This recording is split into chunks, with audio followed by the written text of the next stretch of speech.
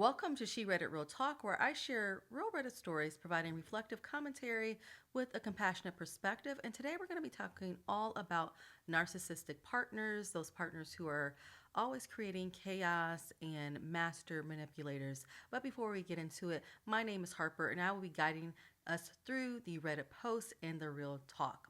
So, narcissistic partners, like I said, they are always creating chaos. They are master manipulators. And the person at the other end of all of their tactics, their partner, that person is always to blame, of course. They're always a problem in terms of what they do or what they don't do. It's always a problem. And you're in a no win situation when you're dealing with a narcissist. And a lot of what they're doing is to evoke some emotional response from their partner. And so, to really help us anchor into the post that will be shared today, I put some information from that good old Google WebMD about some traits that narcissists display. So, narcissists are self entitled. They believe they're superior to everyone else. You got to treat them like the king or the queen that they are. And they're entitled to this type of treatment just because of who they are. Nothing else that is exceptional. So, you have to treat them well. Display manipulative behavior. They are master manipulators. They're always playing a game of chess, and in their minds, they're always going to win.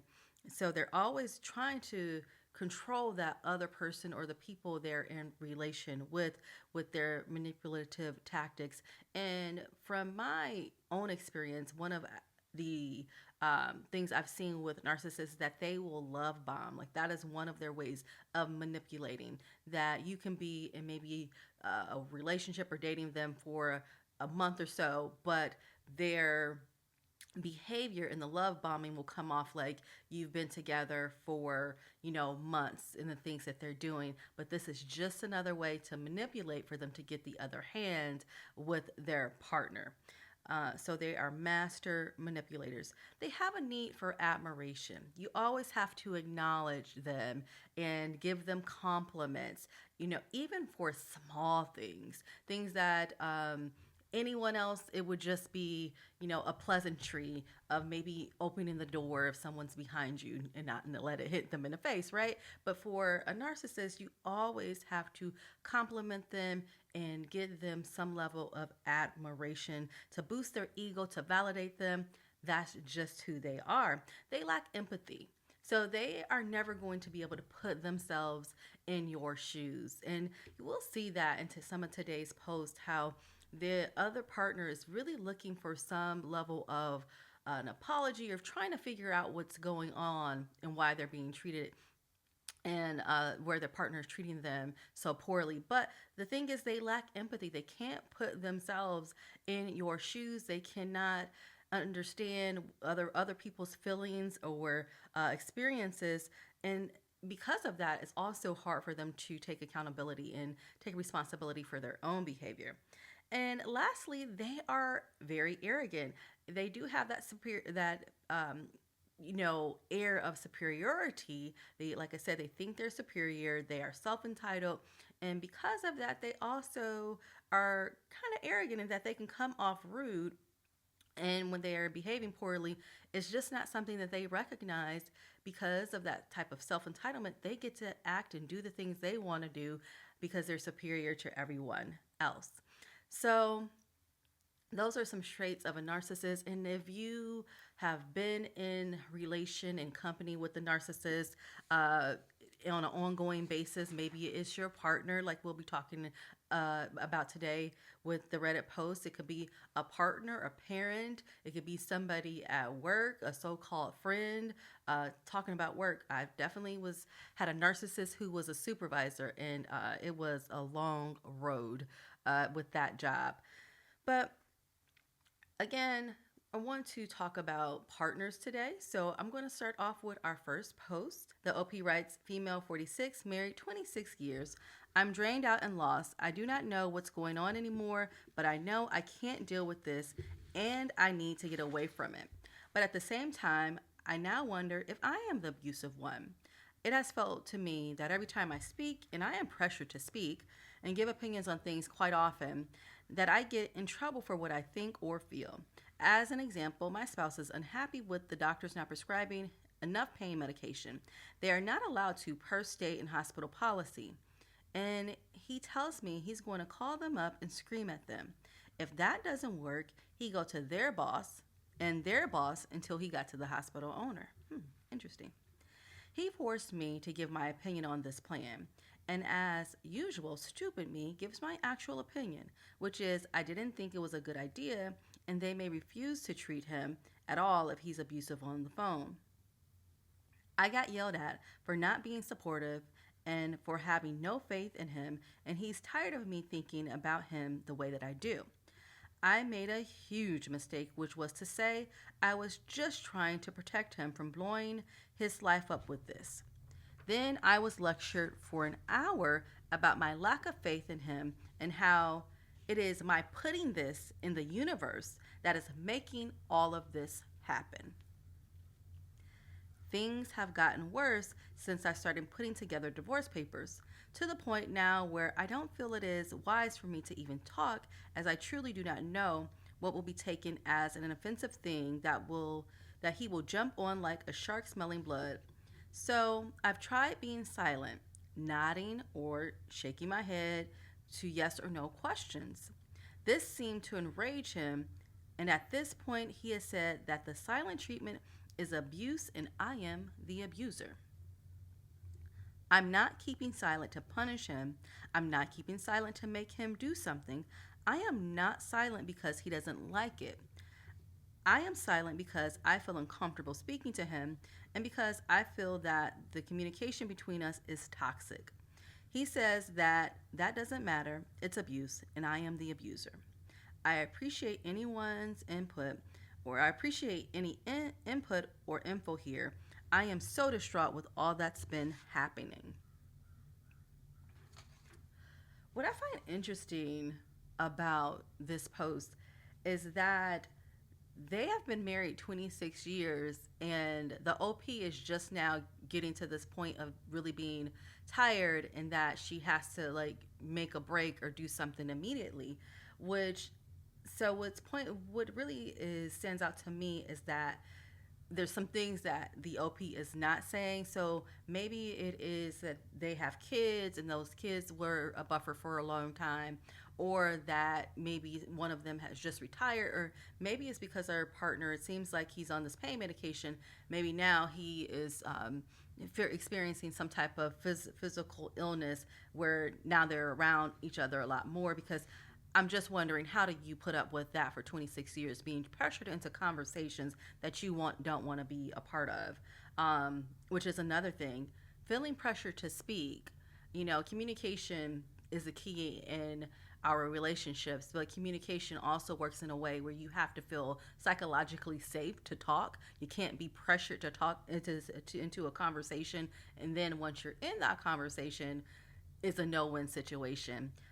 So this OP definitely has a lot going on. And another thing that I want to highlight is that he said that it's her putting this into the universe that is creating this situation. And just think about that for a minute. If she were to just say, yeah, maybe you should go and yell at the hospital administrators and try to get to the owner, which is the plan, it has no logic at all.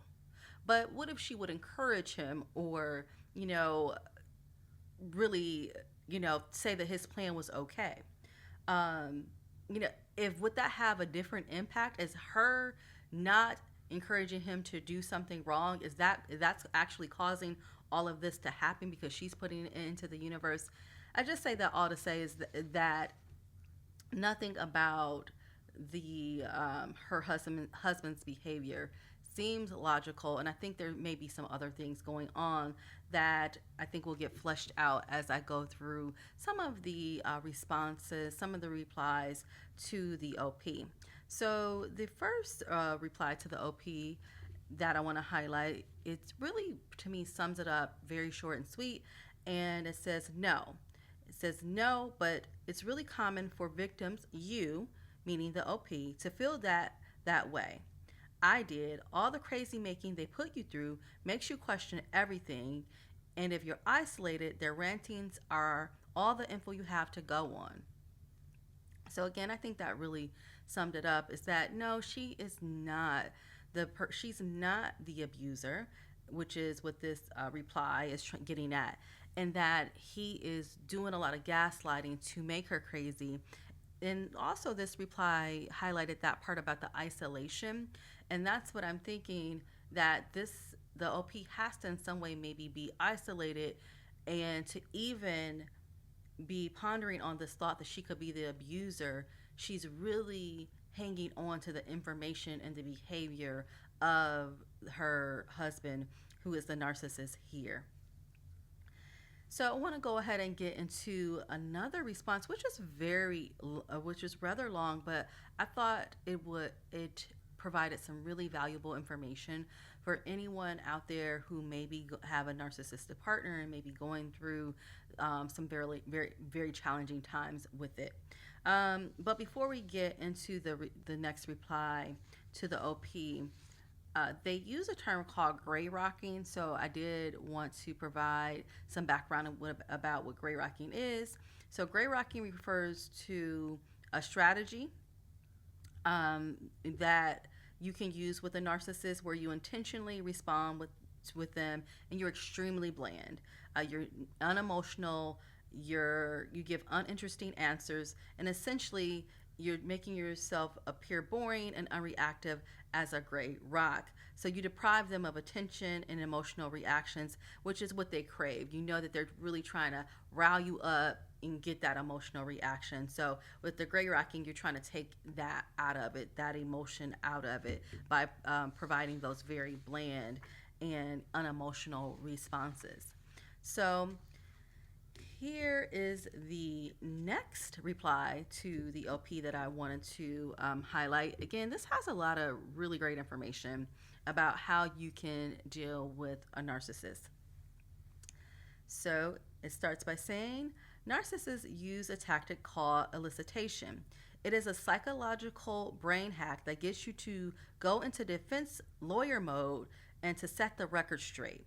This is why you feel forced to talk to the narcissist, but you have to understand that they are goading you into a conversation in order to gain access to your feelings and gain further information to use against you at their convenience. Many people will recommend gray rocking. So that's the term that I just described, where you really give unemotional responses. So many people will recommend gray rocking. I just recommend that you use the pause and delay tactic. Before you reply emotionally and immediately off the cuff, take 5 to 15 seconds to recognize you are being pushed into a conversation for the purposes of using it against you. The delay part is that once you do reply, you kick the conversation down the road by telling the narcissist something to the effect, I'm not sure how I feel about this at this time, and I'm going to need a little bit of time to sort through my feelings. Both of these tactics will deprive the narcissist of what they want, and that is an immediate emotional reaction from you. You have to understand that everything that the narcissist does inside of the relationship is designed to get you to react, emote, and be confused, or all of the above. That means your reaction is the power that they are trying to gain over you. My grandmother used to say, if you don't have anything nice to say, don't say anything at all. Avoiding an argument with somebody is not the silent treatment. Unfortunately, you are suffering from narcissistic abuse. In this case, you are being constantly goaded into conversations that are twisted into arguments, which I'm sure are not friendly arguments, but abusive ones. I'm not sure nothing ever, and I'm sure nothing ever comes of the arguments, so you have to recognize what's going on. My recommendation would be to assess each conversation as its necessity inside of the relationship. I would recommend that you use use short and direct sentences. Do not repeat yourself, or if you do, only do it for the sake of clarification, and put a time limit on the times you are willing to repeat. I would recommend it be one. Keep your interaction to business only. Stop giving your opinions. Stop telling the narcissist how you feel. Use the pause and delay tactics and mix in a little gray rocking. But understand you are being manipulated into these situations. Your narcissist does not care to reason or understand you in any way. He only wants to manipulate you and watch you dance, which is watch you react in a very emotional way. And ignore the projective accusations that you are the abuser. The truth, the opposite is the true. You know this, so stick to your truth. Also, you don't have to share with your truth with the narcissist. Just know what you know and act accordingly. I love that. Just know what you know and act accordingly. And I'm sorry you're going through this. We are here to help with advice and experiences. I thought that reply just put together so much valuable information, and it's in reading through these posts, of course you want to affirm the OP in that, hey, you're not the abuser here, and affirm her to know that she is the person who as at the end of the poor treatment or is experiencing narcissistic abuse. But also all of these strategies which is the delay and then reply strategy, and then kind of kicking that conversation down the road. So again, that person can't get an emotional response from you. To really assess every conversation to understand, do you even need to get into this conversation? And if you do, give a very short answer. Only say it once. Don't keep repeating yourself. I think there were a lot of very just golden nuggets in there in terms of strategies and how to deal with a narcissist. And I really love the way that it ended, and that just, what's going on, know what you know, and act accordingly. Because the thing is here, people are going to be who they are. And you need to use that information, and that way, and you inform who they are, how they behave, that can inform how you will respond or behave with them. Because again, you let people be who they are. They're not going to change. There's nothing you can say, nothing you can do. But what you can change is being in their environment or how you respond to them. So with that, I'm going to move on actually to one more reply. And because initially I said it there, I thought there was something else going on with this, the husband's ability to reason over and above just being a narcissist. So this reply says, actually, you may want to look up info about manipulative addicts. A classic addict raging because he can't get his drugs. Maybe you could read through some info to help you cope better until you're away. And then there was a reply to that reply, which says, I agree. As a recovering addict, this stood out to me as a red flag. When I would be out of payments, the abuse escalated. So that was the other part of the post that stood out to me, was that the husband it seemed like there was an addiction issue, and because that drug seeking behavior, that was going too far. You're not about to go talk to the hospital owner about them giving you more drugs and catching you caught that. It would be against the law. It was against their the policy, and essentially against the law for him to get more than he had already gotten. So you trying to get more drugs, to me, was just a very kind of just addiction type of behavior. I've heard it called junkie shenanigans. I think that's the word that I've heard used before. I think Judge Starr in divorce court used that junkie shenanigans word. So anyways, to our second post where the OP writes, he wants a divorce but still wants to stay connected. Anyone else? Has anyone else's narc asked for a divorce but still want you in their life? My narc husband asked me for a divorce a week ago. So I assume one of two things would happen. Either he would be pushing for mediation or just file immediately to discard me. Or he would beg for me to stay with him after I accepted the divorce because he wants to keep his supply. But instead, it's this weird in between. He still wants the divorce, but is in no rush to get it done. He still wants to be in my life, and he has always held on to this idea that we can still be friends even if we split up. I have told him time and time again that's not happening. And he will just say things like, well, we don't have to do things like other people. It doesn't have to be that way. I still care about you and want you happy. He keeps saying we can do mediation because he bears no ill will towards me. And he won't be he won't be a jerk. She said something else, but I'm going to say he won't be a jerk. Within the last week, I had some health issues pop up that are terrifying me, and I won't know more until I see a doctor. Yesterday, he offered to take me to my doctor's appointment while still saying he wants the divorce. What in the actual F? Do you want to be my husband or not? Then I get treated like I'm the a hole for setting marriage boundaries. I know what he really wants, and it makes sense. He wants to keep me, his perfect supply, in his life because he knows I am completely isolated and would likely cling to him. But I've woken up and that won't be happening. But by being divorced, he can go get another supply that will give him sex and babies that I didn't give him because he refused to go to therapy. So basically, he gets to have his cake and eat it too. And if he can't find anyone else, he would still have me in the wings to hover.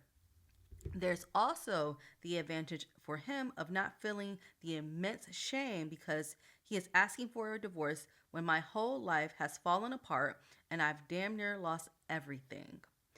If he keeps me as a friend, there's less guilt for him dropping me while I'm at my lowest. Even though I know what's happening, it still confuses me and it really F's with my emotions. But I guess it doesn't really matter and I should pay it no mind. The divorce is happening now and there's no going back. Once we're divorced, I'm done. So, hats off to the OP for just being emphatic about being done. Because I know that it could be a difficult situation. And some things that really stood out to me is that the OP, does have some issues with confidence, which completely makes sense. When you are in a relationship with an abusive person, who is working intentionally to destroy your confidence, that's hard to maintain.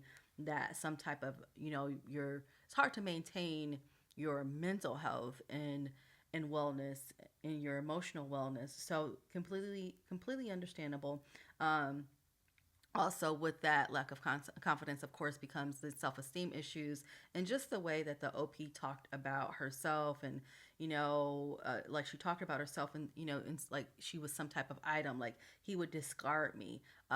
She said things and referred to herself like as his perfect supply, whereas like, no, you are a human being deserving of all the love, emotions, and someone who respects you, somebody who is going to treat you well. So again, I'm glad that the OP was emphatic about leaving the situation so that she can go and work on herself to get herself well. Because a person who, in order to be friends, you have to be friendly. And in many situations, when we get in relationships, it is interesting how a person we're in a relationship with, when that relationship ends, they will treat us so poorly. They will treat us in such a way that you would never even treat your friend, which means a lot of times we get into relationships with people who aren't our friends. We don't create those friendships in the relationship. And in this situation, because that friendship wasn't created, how can you expect to end this marriage and her still want to be a friend? I think he definitely has it twisted. And as she said, when we're done, we're done. Somebody who wants to take you to, you're ill And they, at this point in your life, they're going to create more turmoil and not care for at least your emotional wellness while you're dealing with physical illness. That's no friend. You when you need to be done. So, again, hats off to the OP for knowing that she needs to move on. So, I want to get into a couple of replies to the OP. First reply says, "My love, you need to cut his butt off into oblivion and throw the vortex away. You're so deep into your own story now that the obvious didn't even hit you in the face. You got away. No kids, no ties, and a slightly dented mental health status that will need some good therapy. You're bang on the money. He will be losing you as his supply. But I want you to ask yourself why you're so invested in the inner workings of his mind. Example, what he thinks he'll be missing out on, the perks he'll get, etc. Narcissism is a bitch. It rewires the brain to put the narc at the driving seat and renders you as a simple host. It's like you're just floating about in your own life, being swayed by the wind, one blow this way, one blow that way, like a leaf falling in autumn." I thought that reply was right on.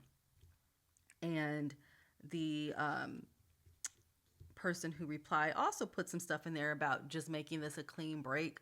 Some of it I'm not going to read, but it's just about making it a clean break, and that don't go back if you find yourself, vulnerable and needing that intimacy, that physical intimacy. She gives her some suggestions on, just taking care of her own business. So the OP did reply to that response by saying, "Thank you so much for commenting. I keep thinking that if I get apologies, accountability, a window into his mind to understand why, that it will make this hurt less. That if I figure him out, that I can be more angry instead of confused and sad. And my neurospicy brain freaking loves justice and finds it incredibly upsetting when it's not served. But I've tried and tried and it hasn't happened. And now that things are over, I need to let it go. I need to let him go. You are so right. Yesterday, I was at our house grabbing as much of my stuff as I could. Today, I told him I will not be giving him our dog, and I barricaded myself in my house in fear of retaliation. Today is the first day I started putting myself first." So I am just, again, pleased that the OP is finding the courage to move on, because I know that can be such a challenge when you are in an abusive relationship, because that also, the abuser makes you think that you need them.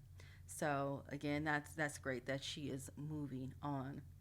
So want to go to our third and final post, and the OP starts by saying, "Narc X has invited me to my child's birthday. Not sure if I should put myself in this environment. My narcissist ex-husband of 10 years has invited me to my child's ninth birthday party. He's asked me to make invitations and bring the cake. Now, a backstory to this. Our oldest son, who is 12, has decided not to go to his dad's house anymore. The 12-year-old and I have endured a lot of verbal harassment by my ex. He said horrible things and has turned the youngest, the birthday party kid, into a golden child. He has bought the almost 9-year-old a $3,000 dirt bike, something that the 12-year-old has been asking for since the age of 7. When my ex told me that he did this and would give it to him at his birthday, I immediately started crying for my 12-year-old. Imagine him watching his brother getting something he's always wanted on top of everything else he's had to endure with the ex. Well, the ex is sugarcoating this, saying that they can share the bike and make him a part of this by us attending this birthday party he's throwing with his new girlfriend. I cannot imagine what this is going to feel like if my 12-year-old and I attended. I am a single mom. I was a stay at home mom before the divorce, so my income is not as nice as my ex's. The only thing I can afford was a special laptop he's been asking for. I feel like this whole thing is to humiliate my 12-year-old and I, and if we and I if we go. And if we don't go, he will still humiliate us by telling everyone how nice he was to invite me, but I denied, including telling the birthday boy this. What should I do, and how should I explain to my very young child why mom can't go to his birthday that dad is having for him? And how do I help my 12-year-old emotionally recover from the stab in the back and not hate his younger brother for this? With this post, I feel like the stakes are so much higher because it's now we started off with the manipulation of the partner who now they're divorced, and now the manipulation has turned to the kids. um, and I believe that the OP understands this, but she's still the center of a part of this manipulation is to get her to respond emotionally. And a good way to do that is now he's creating chaos with their children. But the stakes are high because, children don't have the ability, nor should they be put in position to have to process different emotions and games that adults are playing.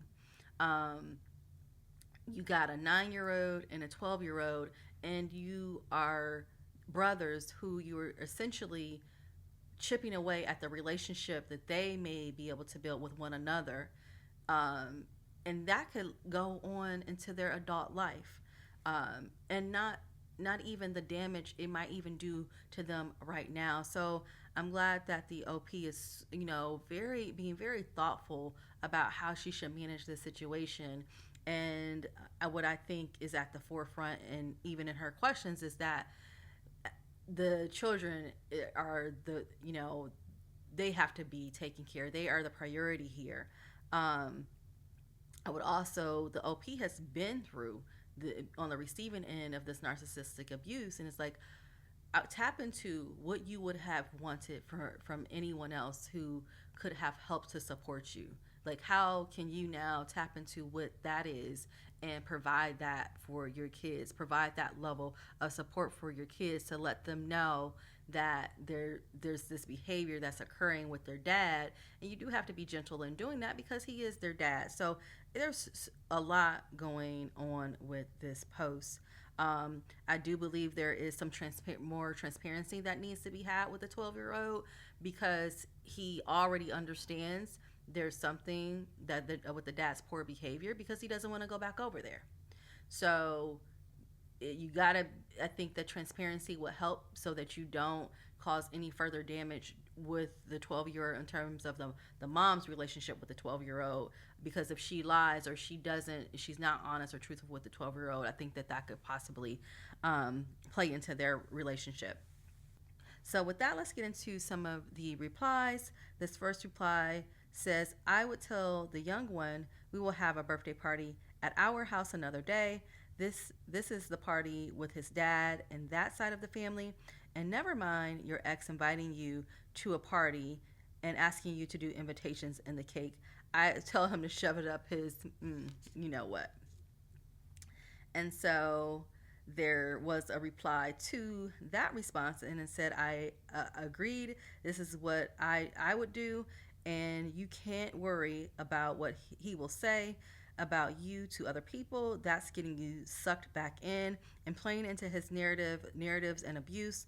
What he says to other people and whether they believe him or not is not your problem or your business. Focus on you. There you go. Got it. You really have to let people be who they are, because that's just gonna happen. Like, whatever he's gonna say, if you come again with the narcissist, there is no winning here. If you come to the party, there's gonna be an issue, and even if things could go as well, if they can go in your mind as well as expected. If you come to the party, there will be an issue. If you don't come to be, there will be an issue. So forget what he says or what he thinks. You got to do what's best for you, and more importantly, what's best for those kids. Um, Here's another response, another reply to the LP. I understand the predicament, but just go. Being included to participate in your child's birthday is a win, even if it's meant to control and humiliate you and your other child. It's better than a complete shutout and parental alienation. 1000%. You can't get material things for your you can get material things for your other child later. Or if you still have custody and get to see your birthday boy on your own time, decline the invite and say that you already have plans to celebrate his birthday on another date. But I go to the event and do the task. To me, it's worth enduring whatever nonsense the clown X is trying to throw at me to see my kid on his actual birthday. As for your 12-year-old, I see if insurance covers therapy. It helped my son. If he doesn't, if he doesn't want to go, let him stay home while you go. So definitely thought that was an interesting response and encouraging her to go to the party. And I just wanted to highlight another opinion here. So here is a response from the OP about about the comment that I just reviewed, and this says, I split custody with my 9-year-old. I was thinking maybe I wouldn't go and just move along with my plans for his party at my own home. Just repeat to him now how great it is to have two parties. I love it. I love it. Like, don't go and just let your younger son know you're gonna have two parties. Make it exciting. He's 9. And then there was another response to that says, yes, I'm a mom of 3, and this would be what I would do. And I think you need to deeply trust your instinct here. It's very, very clear he's using the birthday party to suck you back in. I think that summed it up perfectly. He is definitely still trying to manipulate the OP and now doing it through her kids. So that is all that I have today. As we have explored these posts about narcissistic partners, how things play out, how abusive they can be, I would encourage anybody who might be in a situation like that, seek help. I love some of the strategies that were outlined with the gray rocking, with delay and then respond, and then make sure that you are very intentional, keeping it short and sweet, and don't engage when you don't have to. But making sure that and putting yourself first is going to be the most important thing, even though that may be a challenge and you might need some support in doing so. But that is it. So I'm going to wrap up today, and I thank you all for joining, and we'll be back with more posts at She Reddit for She Reddit Real Talk again, where I share real Reddit stories and provide reflective commentary with a compassionate perspective. So thank you for joining. I'll see you in the next one.